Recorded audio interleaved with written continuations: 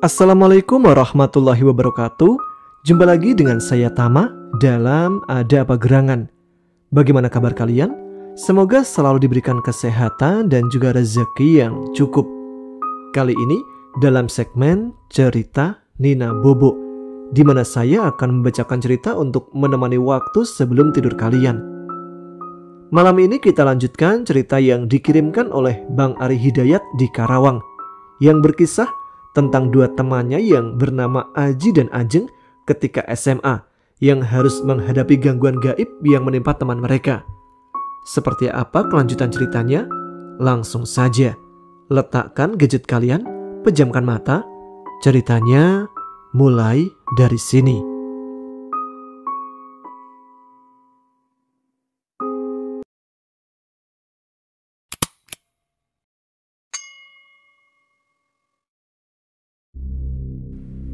Maksud lu ke alam gaib lagi? Ucap Dimas. Iya, siapa tahu aja Kirana terjebak di tempat itu lagi, ucap saya menjelaskan. Ya udah, kita ke sana sekarang. Tunggu dulu, kita mau kemana? Tanya Puspa bingung. Udah, ikutin kami aja, kata Bayu. Yang bawa HP, seperti biasa, hidupkan flashnya untuk penerangan selama kita di hutan, kata saya mengingatkan. Mereka pun mengangguk faham. Kami berlima pun akhirnya berjalan memasuki hutan dan menuju sebuah gapura yang menjadi gerbang dunia gaib. Singkat cerita, kami pun sampai di depan gapura. Seperti biasa, kalian tutup mata kalian. Jangan buka mata sebelum gua menyuruhnya, ucap saya mengingatkan. Mereka pun mengangguk faham, termasuk Puspa yang baru ikut. Baik, Ajeng, lu pegang tangan Puspa. Puspa lu pegang tangan Dimas. Dan Dimas lu pegang tangan Bayu. Kita mulai sekarang, kata saya tegas. Mereka mengikuti instruksi dari saya. Saya pun membaca doa-doa dan langsung membawa mereka masuk melintasi gapura itu. Sekarang buka mata kalian, kata saya kepada mereka. Mereka pun membuka mata mereka perlahan. Di mana kita sekarang? Kok tempatnya serem banget? Ucap Puspa heran. Kita di alam gaib, Kak Puspa, timpal Ajeng menjelaskan. Hah? Alam gaib? Tanya Puspa tak percaya. Iya, alam gaib. Sekarang kita harus mencari Kirana dan ibunya kemana, Ji? Tanya Bayu kepada saya. Kita telusuri tempat ini. Siapa tahu ada petunjuk tentang keberadaan Kirana dan juga ibunya, kata saya pasti. Kami berlima pun mulai menyusuri hutan di alam gaib ini. Lama kami menyusuri tempat ini, namun nihil tidak ada titik terang tentang keberadaan Kirana dan juga ibunya. Saya pun dibuat bingung dengan situasi seperti ini. Sampai akhirnya saya memutuskan untuk mencari Kirana dan ibunya dengan cara meraga sukma. Saya pun mencari tempat yang nyaman untuk saya bersila dan meraga sukma. Saya akhirnya menemukan tempat yang pas untuk melakukan hal tersebut. Ajeng, Puspa, Dimas, Bayu, kalian tunggu di sini ya, biar gua yang mencari Kirana dan ibunya dengan cara meraga sukma, kata saya tegas. Lu serius mau lakuin itu, Ji? Ucap Dimas ragu. Gak ada cara lain lagi, Dim. Mata batin gue gak bisa melacak keberadaan Kirana dan ibunya. Mungkin dengan cara ini gue bisa menemukan mereka berdua. Dimas pun hanya mengangguk pelan. Ajeng, kalau gue udah meraga sukma, lu pasang pagar gaib di sekeliling raga kasar gue ya, biar makhluk lain gak bisa masuk ke raga kasar gue, ucap saya ke Ajeng. Ajeng pun mengangguk faham. Saya mulai duduk bersila dan membaca doa-doa. Dan sukma saya pun perlahan mulai terangkat ke atas, keluar dari raga kasar saya. Setelah keluar, saya langsung melesat dan melayang di udara bak Gatot Kaca. Pandangan saya pun menyisir setiap tempat yang ada di alam gaib ini, berharap bisa menemukan keberadaan Kirana dan juga ibunya. Lama saya menyusuri tempat ini dari atas. Akhirnya saya menemukan sebuah bangunan tua yang ada di tengah hutan ini. Bangunan apa itu? Gue jadi penasaran. Mungkinkah Kirana sama ibunya di dalam bangunan itu? Gumam saya penasaran. Saya pun langsung melesat dengan cepat menuju bangunan tersebut. Namun ketika saya mau masuk ke dalam bangunan itu, tiba-tiba seperti ada pembatas yang melindungi bangunan itu, seperti pagar atau benteng gaib gitu. Sontak tubuh saya pun terpental setelah menabrak pembatas tersebut. Pembatasnya sangat kuat, sampai-sampai sukma gua gak mampu untuk menembusnya. Gumam gua sambil mencoba berdiri kembali. Saya pun langsung merapalkan doa-doa dan mencobanya kembali. Namun nihil. Pembatas itu tidak bisa terbuka sama sekali. Sampai akhirnya saya mencoba untuk menggunakan pusaka dari leluhur saya yang berupa sebuah kujang emas. Saya pun langsung melepaskan gelang tali yang melingkar di pergelangan tangan saya dan melemparkannya ke atas sambil merapalkan doa-doa. Seketika gelang itu pun berubah menjadi sebuah pusaka berupa kujang emas. Kujang itu berputar-putar di atas dan langsung menjerat tepat di genggaman tangan saya. Saya pun mengucapkan basmalah dan beberapa doa-doa, langsung berlari menghujamkan pusaka kujang emas tersebut ke pembatas gaib itu. Dan akhirnya pembatas itu pun mampu dihancurkan. Saya pun langsung berucap hamdalah. Alhamdulillah, terima kasih ya Allah, akhirnya pembatas ini bisa dihancurkan, ucap saya lega. Tanpa pikir panjang, saya pun langsung mendobrak pintu bangunan tersebut. Setelah pintu bangunan itu berhasil saya dobrak, saya langsung mencari keberadaan Kirana dan ibunya. Semua ruangan saya telusuri, sampai akhirnya saya menemukan satu ruangan yang pintunya dipagari oleh pagar gaib. Saya pun melakukan hal yang sama. Saya hujamkan pusaka kujang emas saya ke pagar gaib tersebut. Dan alhamdulillah pagar gaib itu pun bisa dihancurkan. Saya pun kembali mendobrak pintu ruangan itu. Alangkah kaget dan terkejutnya saat saya melihat seseorang yang tak asing untuk saya. Ya, orang itu adalah Kirana dan ibunya. Mereka berdua sedang disiksa oleh sesosok makhluk yang sangat besar dan menyeramkan. Sosok itu tinggi besar, berbulu hitam lebat, bertaring panjang dan tajam, dan di atas kepalanya terdapat 2 buah tanduk. Sosok itu terus menyiksa Kirana dan juga ibunya dengan cara mencambuknya. Hati saya pun terasa sakit melihat kejadian itu. Lepaskan mereka iblis laknat, ucap saya kesal. Siapa kau manusia? Beraninya kau mengganggu kesenanganku, ucap makhluk itu geram. Lepaskan mereka atau aku musnahkan dirimu, ucap saya mengancam. Apa? Lepaskan? Tak semudah itu manusia lemah. Kau harus hadapi aku dulu, kata makhluk itu lagi. Baik, bersiaplah menemui ajalmu iblis laknat, kata saya tegas. Saya pun langsung berlari menyerang dan menghujamkan pusaka kujang emas saya ke tubuh makhluk itu. Namun serangan saya berhasil ditepis oleh makhluk tersebut, dan makhluk itu pun langsung menghajar saya dengan tangan yang besar. Saya pun langsung menghindari pukulan dari makhluk tersebut. Hanya segitu kemampuanmu manusia lemah? Ayo, keluarkan semua kekuatanmu, ucap makhluk itu meledek. Jangan banyak bicara kok iblis laknat, ucap saya sambil menyerang dan menghujamkan pusaka saya ke tubuh makhluk itu lagi. Dan lagi-lagi serangan saya berhasil ditepis oleh makhluk tersebut. Kau hanya membuang-buang tenagamu saja manusia. Kau tidak akan bertahan lama jika hanya menggunakan sukmamu saja untuk menyerangku, ucap makhluk itu tertawa puas. Aku akan mengalahkanmu walaupun dengan sukmaku iblis laknat, kata saya sambil terus menyerang makhluk itu. Namun tidak satupun serangan saya yang berhasil menggores tubuh makhluk tersebut, yang akhirnya tenaga saya pun mulai habis terkuras, sehingga saya pun tidak mampu lagi untuk menyerang makhluk tersebut. Sudah aku bilang, kau tak akan bisa mengalahkanku manusia lemah. Saat saya benar-benar kelelahan, makhluk itu pun langsung menyerang dan menghajar saya dengan tangannya. Saya pun langsung terpental dan menabrak dinding bangunan akibat serangan dari makhluk itu. Makhluk itu pun tertawa puas melihat saya yang sudah lemah tak berdaya. Ketika makhluk itu hendak menyerang lagi, tiba-tiba saya melihat sebuah pusaka yang mirip dengan pusaka milik saya melesat cepat dan menancap tepat di lengan makhluk tersebut. Makhluk itu pun mengerang kesakitan. Siapa yang berani melakukan ini kepadaku? Ucap makhluk itu sambil mengerang kesakitan. Tak lama kemudian muncul seorang pria yang sangat gagah bak kesatria kerajaan. Pria itu tersenyum kepadaku. Siapa orang itu? Gumam saya dalam hati. Lalu pria itu pun menghampiri saya dan berucap, "Kamu tidak apa-apa nak?" Ucap pria itu sambil membantu saya berdiri. "Tidak, Anda siapa?" tanya saya penasaran. "Saya Pangeran Kuningan," ucap pria itu memperkenalkan diri. "Pangeran Kuningan? Yang ada di cerita legenda itu?" tanya saya tak menyangka. Pria itu pun hanya mengangguk pelan. "Sekarang kamu kembalilah ke raga kasarmu.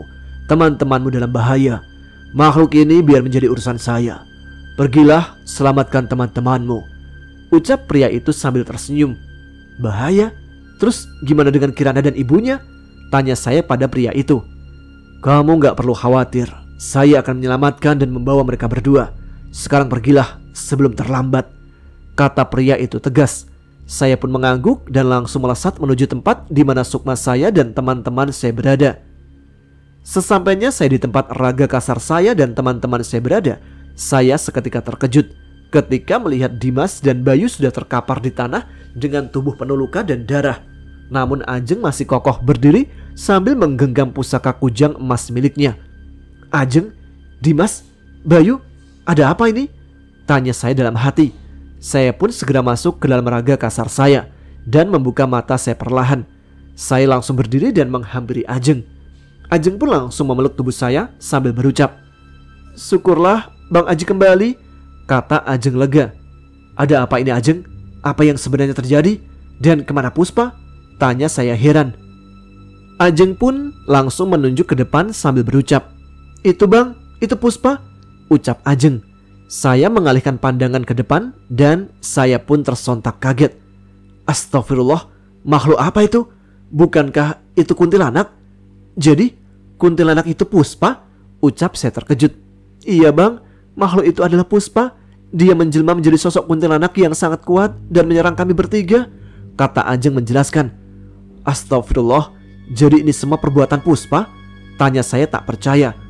"Benar Bang, ini semua perbuatan Puspa. Hilangnya Kirana dan ibunya juga perbuatan Puspa. Puspa sengaja menjebak kita semua dengan cara berpura-pura minta maaf pada kita," kata Ajeng panjang lebar. Saya pun hanya mengangguk tak percaya. "Abang tak percaya Puspa bisa senekat itu?" kata saya. "Oh iya Bang, Kirana sama ibunya udah ketemu belum?" tanya Ajeng penasaran. "Nanti abang jelaskan. Sekarang kita hadapi makhluk itu dulu. Lalu kita obati Bayu dan Dimas. Kasihan mereka berdua terluka parah," kata saya mengingatkan. Ajeng pun mengangguk faham. Tak lama kemudian, saya dan Ajeng pun bersiap untuk menyerang makhluk perwujudan dari Puspa tersebut. Dan kami berdua sudah menggenggam pusaka kujang emas kami masing-masing. Iblis laknat, gua pikir lu tulus minta maaf sama kami. Ternyata itu semua hanya akal-akalan lu aja untuk menjebak kami," tanya saya dengan kesal. "Apa lu bilang? Gua gak akan pernah maafin kalian. Dan gua gak akan pernah minta maaf sama kalian. Gua udah terlanjur sakit hati sama kalian, terutama pada Dimas yang sudah meninggalkan gua demi cewek lain," kata Puspa dengan wujud kuntilanaknya. "Terus kenapa lu bawa-bawa Kirana dalam masalah lu? Salah apa dia sama ibunya?" ucap saya geram. "Lu mau tahu apa alasannya? Karena lu udah menggagalkan rencana gua untuk membunuh Gina. Gua tahu kalau lu sayang banget sama cewek itu. Jadi gua jadikan dia sebagai umpan untuk memancing lu, Aji Purnama," ucap Puspa menjelaskan. "Brengsek lu Puspa, Kirana gak tahu apa-apa soal masalah ini. Jangan-jangan makhluk yang membawa dan menyiksa Kirana itu adalah jin suruhan elu," ucap saya sambil mengepalkan kedua tangan. "Ya, gue yang menyuruh makhluk itu untuk membawa dan menyiksa Kirana. Sekarang mau apa lu? Menyerang gue? Silakan jika lu mampu," ucap Puspa sambil tersenyum sinis ke arah saya dan Ajeng. Karena saya sudah terlanjur emosi dengan perbuatan Puspa, saya pun menyuruh Ajeng untuk segera menyerangnya. "Ajeng, sekarang dia bukan lagi Puspa yang kita kenal. Sekarang dia sudah menjadi iblis yang sangat kejam. Ayo, kita selesaikan sekarang Jeng, sebelum dia bertindak lebih jauh dari ini," kata saya mengingatkan Ajeng. Ajeng pun mengangguk setuju. Tanpa pikir panjang lagi, saya dan Ajeng pun mulai merapalkan doa-doa dan langsung berlari menyerang sosok kuntilanak jelmaan dari Puspa. "Matilah kau iblis laknat!" teriak saya sambil berlari ke arah sosok kuntilanak jelmaan dari Puspa itu.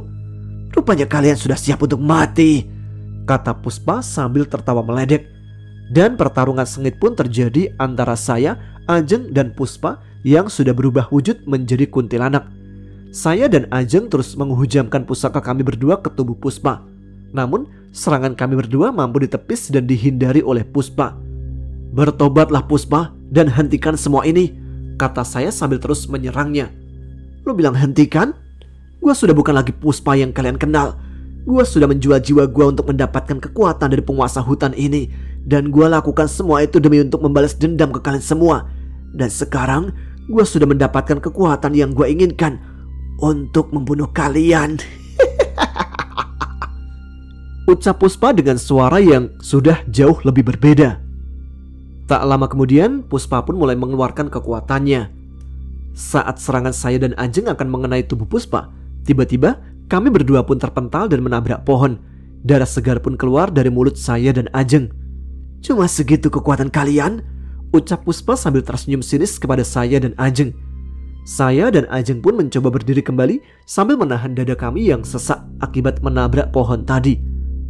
"Jeng, lu masih kuat gak? Kalau gak kuat, lu istirahat aja dulu. Biar gue sendiri aja yang hadapi makhluk biadab itu," kata saya dengan tegas. "Ajeng masih kuat kok bang. Ajeng akan terus berjuang sampai titik darah penghabisan. Ajeng tidak akan membiarkan abang berjuang sendirian. Kita hadapi sama-sama makhluk itu," kata Ajeng sambil tersenyum. "Beneran lu masih kuat Jeng?" tanya saya lagi. "Iya," ucap Ajeng sambil tersenyum dan mengangguk.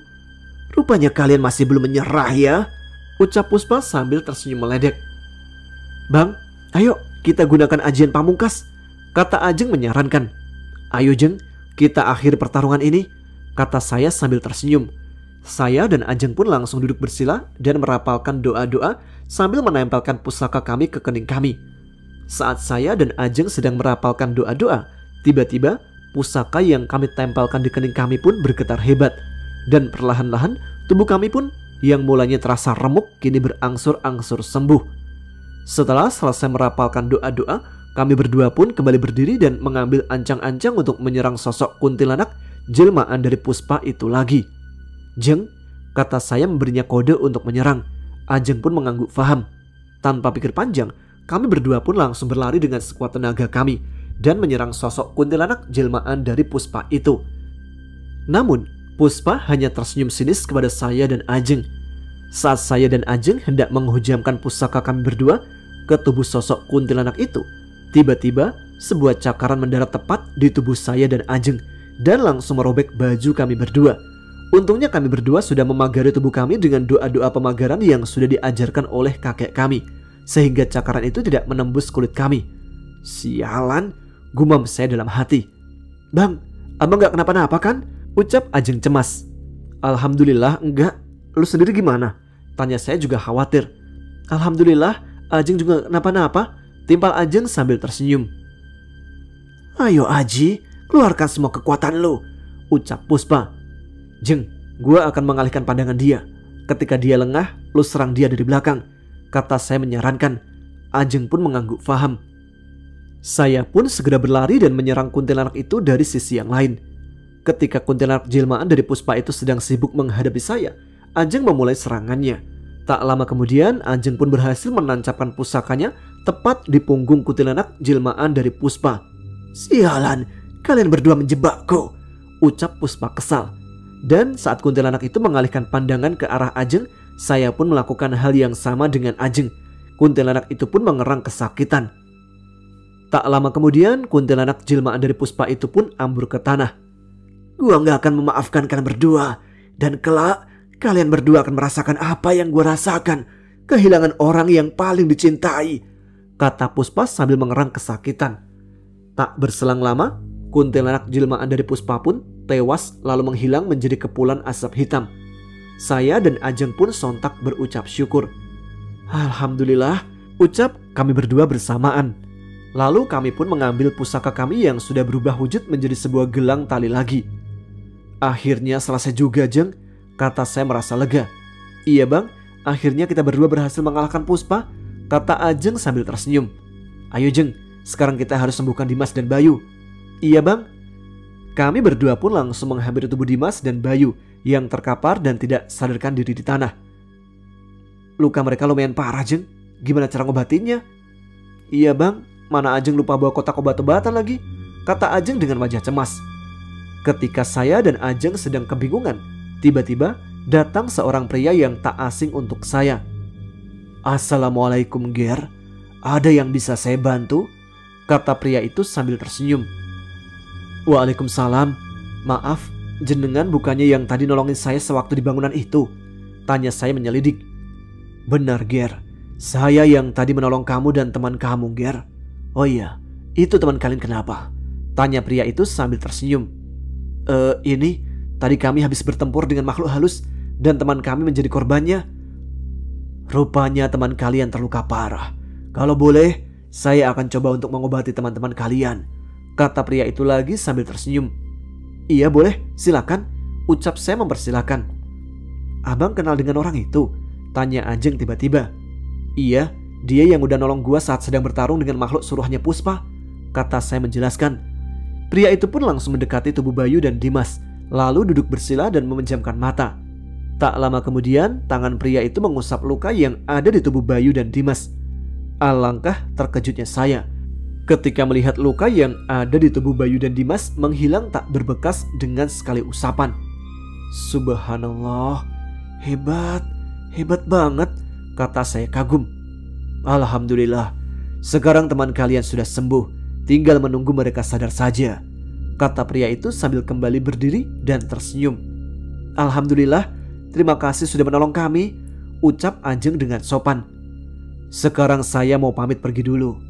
Oh iya Nger, teman kalian dan ibunya itu sudah saya obati, dan saya juga sudah menghantarkannya pulang ke rumahnya, kata pria itu menjelaskan. Oh iya, sekali lagi terima kasih atas bantuannya. Semoga kebaikan paman dibalas oleh Allah, kata Ajeng dengan sopan.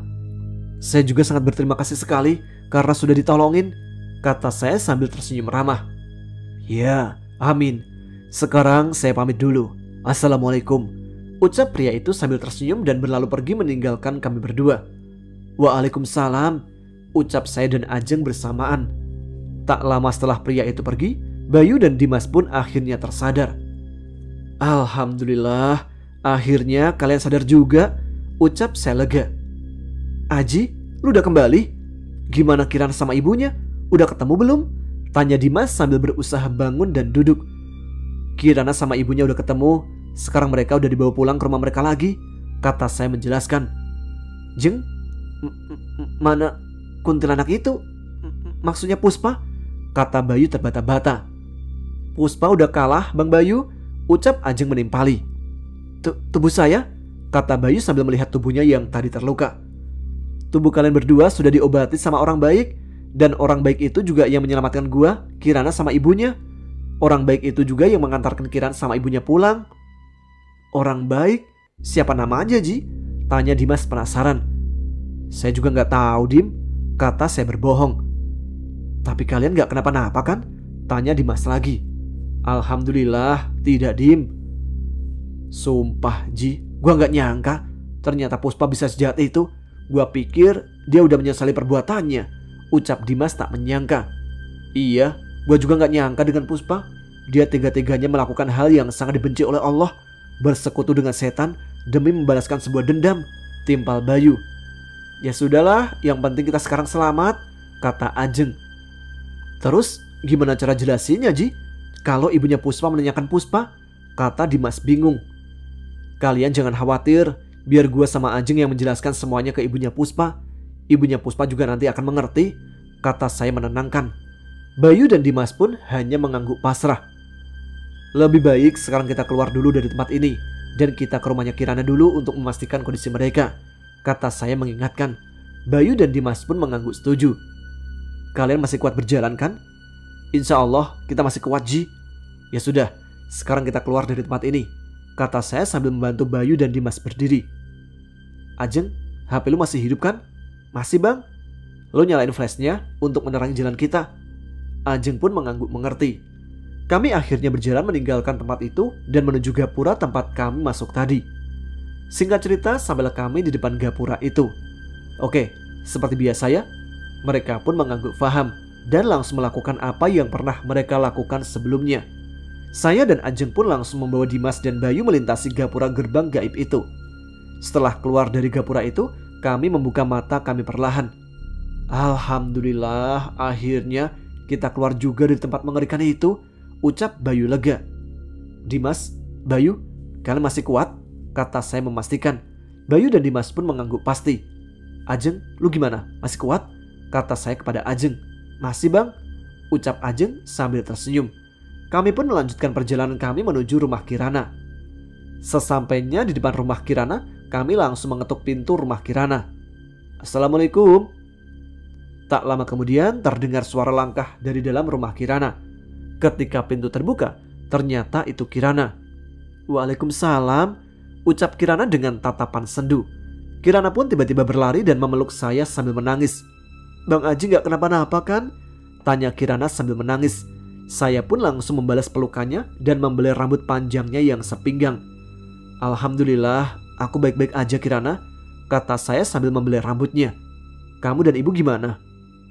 "Kirana dan ibu alhamdulillah selamat bang." Saya lalu melepaskan pelukan Kirana dan langsung mengusap air matanya. "Syukurlah kalau kalian berdua selamat. Maafin aku ya, karena sudah gagal menyelamatkan kamu dan ibumu waktu di bangunan tua itu," kata saya penuh penyesalan. "Iya bang, gak apa-apa." "Kok Bang Aji aja yang dipeluk, gua enggak?" ucap Ajeng sambil memanyunkan bibirnya. Kirana pun langsung memeluk Ajeng dengan penuh rasa terharu dan bahagia. Tak lama kemudian Kirana melepaskan pelukannya lalu berucap, "Makasih ya, kalian sudah menolong aku. Kebaikan kalian gak akan aku lupakan," kata Kirana sambil tersenyum. "Oh iya Kirana, ibu kamu mana?" tanya Dimas pada Kirana. "Ibu lagi istirahat. Ayo masuk dulu, kalian pasti capek karena habis bertempur." Kami pun masuk dan duduk di ruang tamu rumah Kirana. "Kalian tunggu dulu di sini ya, aku mau ambil minuman hangat dan beberapa cemilan dulu," ucap Kirana sambil tersenyum dan berlalu pergi ke dapur. "Ji, kira-kira kita sudah berapa lama ya berada di alam gaib? Kan banyak tuh yang nyeritain kalau waktu di alam kita sama di alam gaib itu berbeda," tanya Bayu penasaran. "Gua juga gak tahu Bay, ada yang bilang 1 hari di alam gaib sama dengan 10 hari di alam kita. Ada juga yang bilang 1 hari di alam gaib sama dengan 1 bulan di alam kita.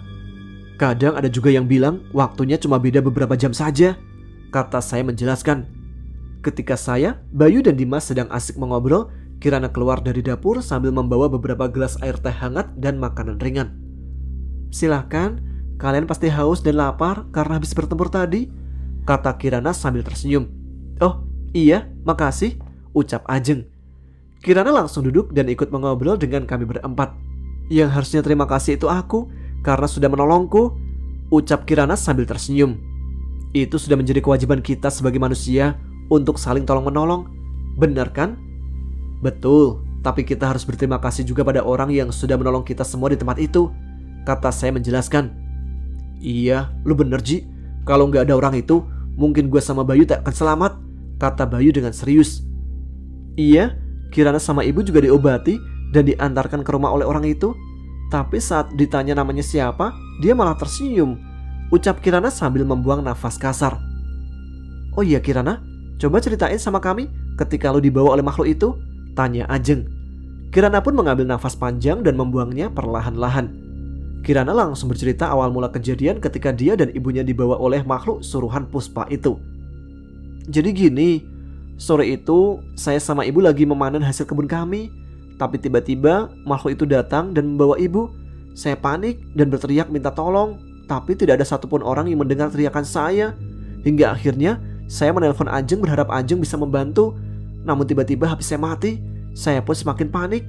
Sampai akhirnya saya memutuskan untuk mengejar makhluk yang membawa ibu. Saya lari sekuat tenaga sampai saya tidak sadar saya berada di mana. Hingga akhirnya saya menemukan makhluk yang membawa ibu dan saya melihat ibu dibawa masuk oleh makhluk itu ke dalam bangunan tua. Saya pun masuk dan mencoba mencegah makhluk itu. Tapi sayangnya makhluk itu sangat kuat.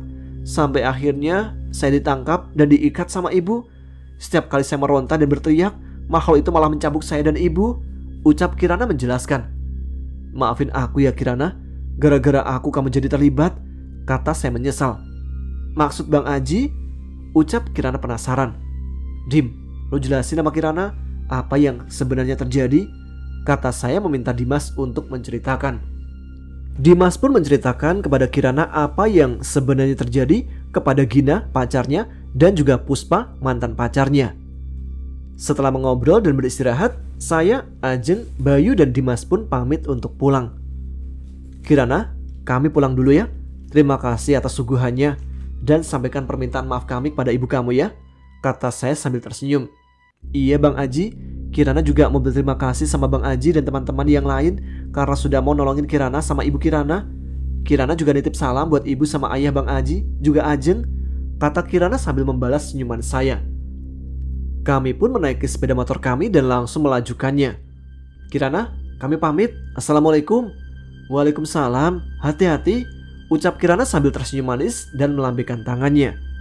Setelah lamanya perjalanan, akhirnya saya, Ajeng, Bayu, dan Dimas tiba di rumah Puspa. Kami pun segera turun dari sepeda motor kami dan langsung mengetuk pintu rumah Puspa. Assalamualaikum. Lalu terdengar suara langkah kaki dari dalam rumah Puspa. Tak lama kemudian pintu pun terbuka dan terlihat ibunya Puspa keluar dari dalam rumahnya. Waalaikumsalam. Kalian? Ucap ibunya Puspa. Kami sontak menghampiri ibu Puspa dan bergantian mencium tangannya. Kalian sudah pulang? Oh iya, Puspanya mana? Kok nggak ikut kalian? Tanya ibunya Puspa dengan heran. Bayu pun tiba-tiba berbisik dengan saya. Gimana ini Ji? Bisik Bayu khawatir. Lalu tenang aja, biar gue yang akan menjelaskan semuanya pada ibunya, kata saya menenangkan. Begini Bu, ucap saya sambil mengambil nafas panjang dan membuangnya perlahan. Saya pun langsung menceritakan semuanya kepada ibu Puspa. Ibunya Puspa pun menyimak baik-baik cerita saya. Setelah saya menceritakan semuanya, ibunya Puspa terlihat terkejut setelah mendengar kalau Puspa sudah bersekutu dengan jin dan menjual jiwanya demi sebuah dendam. Ibunya Puspa seketika menangis sejadi-jadinya, tak menyangka kalau anaknya bisa senekat itu. Begitulah ceritanya Bu, kata saya sambil menunduk. Astagfirullah, Puspa, kenapa kamu bisa seperti ini nak? Ucap ibunya Puspa sambil menangis. Maafkan saya Bu, ini semua salah saya. Gara-gara saya Puspa jadi begitu, kata Dimas sambil berlutut di depan ibunya Puspa. Tidak nak, kamu gak salah. Anak ibu yang salah. Maafkan anak ibu ya nak, karena anak ibu kalian hampir kehilangan nyawa kalian, ucap ibu Puspa sambil menangis sesenggukan. Ibunya pun langsung membangunkan Dimas dari berlututnya. Bangunlah nak, jangan menyalahkan dirimu sendiri. Ini semua terjadi atas kemauan Puspa sendiri. Ibu sudah mengikhlaskan Puspa nak. Mungkin itu jalan yang terbaik untuk dia, ucap ibunya Puspa dengan mata berkaca-kaca. Dimas pun langsung memeluk ibunya Puspa. Saya, Ajeng dan Bayu pun akhirnya terbawa suasana dan ikut memeluk ibunya Puspa, berharap bisa menguatkan beliau. Setelah berpelukan, ibunya Puspa pun mengajak kami berempat untuk masuk ke dalam rumahnya. Namun kami menolaknya dengan sopan. Ketika kami akan meninggalkan rumah Puspa, terlihat ibunya Puspa masih kelihatan syok dan menangis terseduh-seduh karena kehilangan Puspa, anak satu-satunya. Cerita itu merupakan kisah tragis kami semasa SMA. Setelah berbulan-bulan lamanya, hari kelulusan pun tiba. Saya, Dimas, dan Bayu sudah dipastikan lulus. Ayah, ibu, Ajeng, dan Kirana pun ikut merayakan hari kelulusan saya.